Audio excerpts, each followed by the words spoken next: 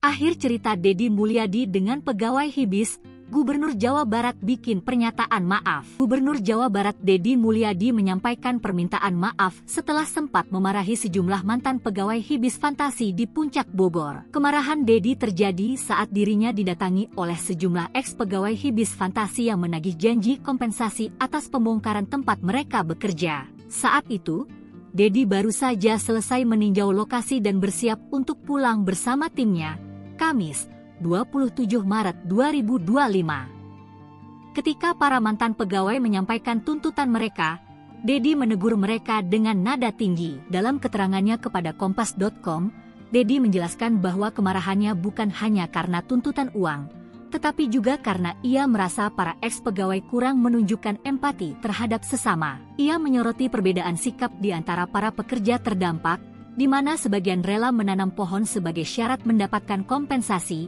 sementara lainnya hanya menuntut hak tanpa usaha. Meski demikian, Deddy tetap memberikan bantuan kepada para mantan pegawai Hibis Fantasi dan meminta nomor rekening mereka. Ia berharap kejadian ini dapat menjadi pembelajaran bagi semua pihak tentang pentingnya empati dan kepedulian terhadap sesama. Walau saya marah, tetap saya minta nomor rekening. Saya tuh pengennya dia punya empati ke rekannya yang menanam pohon. Saya marah bukan karena ditagih uang, bukan perkara uang, tapi soal apakah dia punya empati atau tidak, ungkapnya. Permintaan maaf itu ia sampaikan melalui akun Instagram pribadinya Deddy Mulyadi 71, Jumat, 28 Maret 2025. Maafkan agak ngegas, tapi yakinkanlah saya sangat sayang kepada kalian semua, ujar Deddy dalam unggahannya.